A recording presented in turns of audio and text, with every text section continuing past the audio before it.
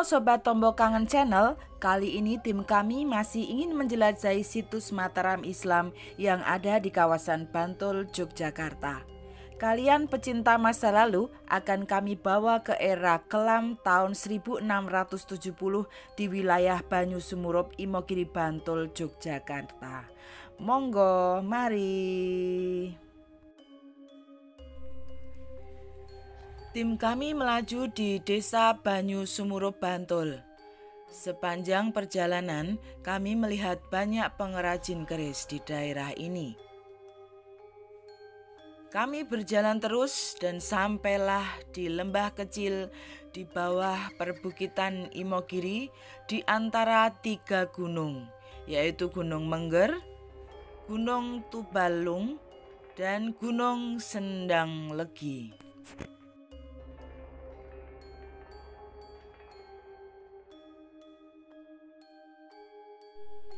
Kerajaan Mataram Islam pada tahun 1613 dipimpin oleh Sultan Agung Hanyokrokusumo.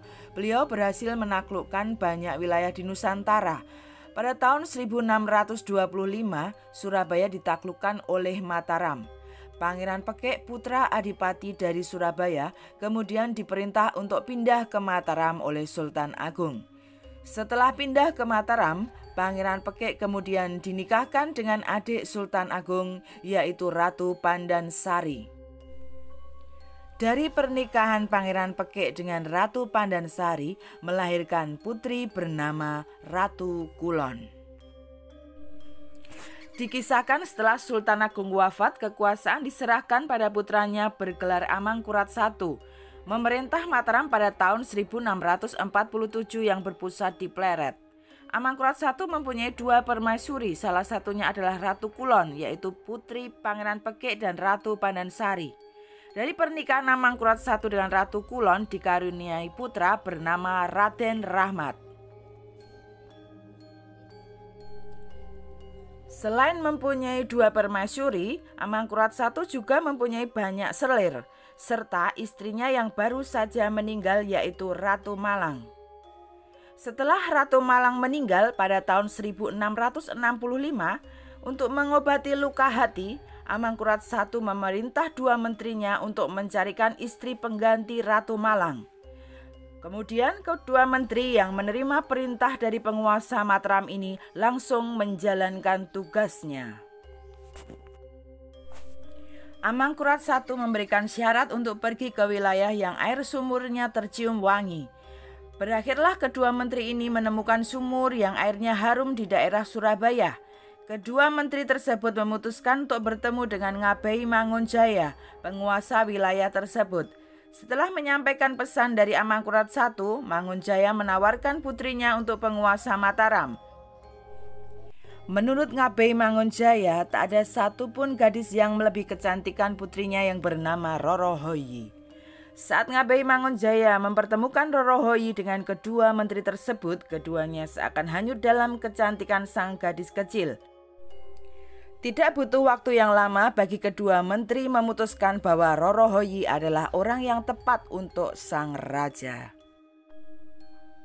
Rorohoyi yang kali itu masih berusia 12 tahun pergi menuju Mataram untuk bertemu dengan Amangkurat I. Ketika melihat gadis ini, Amangkurat I langsung jatuh cinta walaupun perbedaan umur yang begitu jauh. Amangkurat I menyerahkan Rorohoyi kepada Ngabei Wirorejo untuk ia rawat hingga gadis ini mencapai menstruasi pertama. Ngabei Wirorejo merawat Rorohoyi dengan teramat telaten hingga kedewasaannya tiba. Gadis ini semakin menunjukkan kecantikan yang luar biasa. Putra Amangkurat I dengan Ratu Kulon melahirkan Raden Rahmat. Saat itu pun juga tumbuh menjadi pemuda yang tampan. Amangkurat I menunjuknya sebagai putra mahkota menggantikannya kelak. Ratu Kulon meninggal dunia sejak Raden Rahmat masih kecil, sehingga Raden Rahmat dititipkan kepada kakeknya, yaitu Pangeran Pekek yang juga tinggal di Mataram. Pada saat Raden Rahmat atau putra mahkota ini tidak sengaja bertandang ke kediaman Demang Wirorejo, saat itu Raden Rahmat melihat Rorohoyi yang telah beranjak dewasa dengan kecantikan yang luar biasa.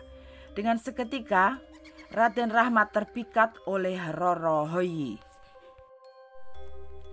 Putra mahkota yang sudah terlanjur jatuh hati dengan Rorohoyi dan berniat untuk meminangnya mendapatkan fakta yang mengejutkan. Fakta yang menyatakan bahwa wanita yang telah merebut hatinya merupakan calon istri dari sang ayah Amangkurat I. Kemudian Raden Rahmat kembali ke rumah sang kakek Pangeran Pekik dengan hati yang berkecamuk dan sedih yang tak terhingga. Terenyuh akan kondisi yang menimpa sang cucu, Pangeran Pekik tanpa pikir panjang memutuskan untuk melamar Rorohoyi untuk cucunya. Wirorejo yang tidak ingin membuat sang raja marah akhirnya menolak lamaran dari Pangeran Pekik. Namun Pangeran Pekik tidak kehabisan akal dan berkata bahwa ia akan bertanggung jawab atas semua yang terjadi. Akhirnya Wirorejo pun sepakat menyerahkan Rorohoyi kepada Raden Rahmat. Amangkurat I begitu marah ketika mendengar kabar bahwa calon permaisurinya telah menikah dengan putra mahkotanya. Saat itu ia langsung memerintahkan seluruh orang kepercayaannya untuk menghukum semua orang yang terlibat dalam kasus ini.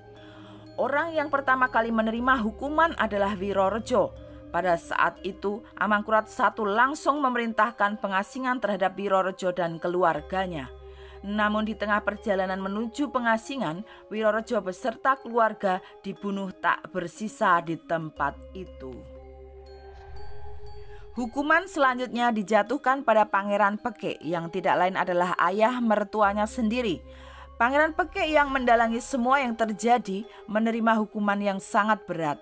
Pada saat itu Pangeran Pekik dan seluruh keluarganya serta pengikutnya yang berjumlah 40 orang mati dibunuh dan dibantai di daerah Banyu Sumurop ini. Kemudian jasadnya dikuburkan di area pemakaman Banyu Sumurop ini. Selanjutnya Amangkurat I mau mengampuni putra mahkota yaitu Raden Rahmat dan mengajukan dua pilihan, yaitu putra mahkota memilih hidup bersama Rorohoyi namun ia tidak akan bisa menjadi penguasa, atau ia memilih untuk membunuh Rorohoyi dan ia dapat menjadi penguasa Mataram. Kemudian Raden Rahmat memilih untuk membunuh Rorohoyi dengan tangannya sendiri.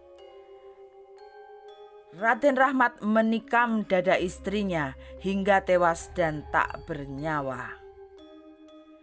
Rorohoyi dikebumikan di pemakaman Banyu Sumurop ini dan diberikan gelar bernama Kanjeng Ratu Mangkurat. Kejadian tersebut terjadi pada tahun 1670 Masehi.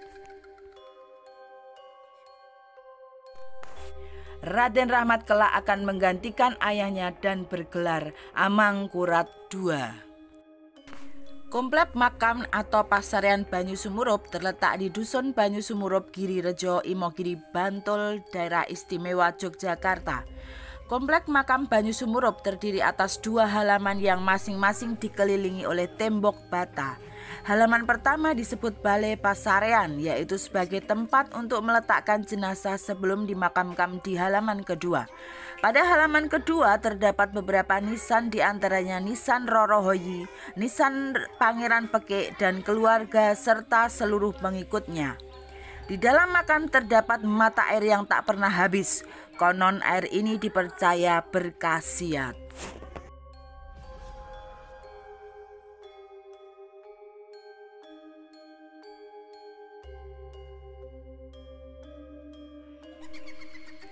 Di makam Banyu Sumurop ini merupakan makam bagi para pejabat tinggi atau keluarga raja yang dianggap memberontak kekuasaan Raja Amangkurat I pada saat itu. Dengan demikian, Banyu Sumurop menjadi semacam monumen kelam penguasa Mataram saat itu. Demikian liputan dari Tombo Kangen Channel. Kehidupan ibarat buku, ada cerita masa lalu yang kelam yang dijadikan kaca untuk meraih kehidupan yang lebih baik di masa depan. Semoga kisah sejarah ini bermanfaat untuk Anda semua. Salam dari kami, salam Tombo Kangen Channel. Dadah, dadah, dah. Wes cuma nengok anakku.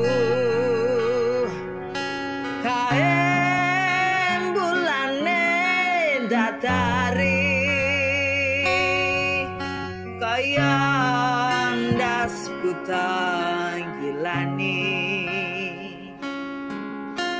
lagi golek janang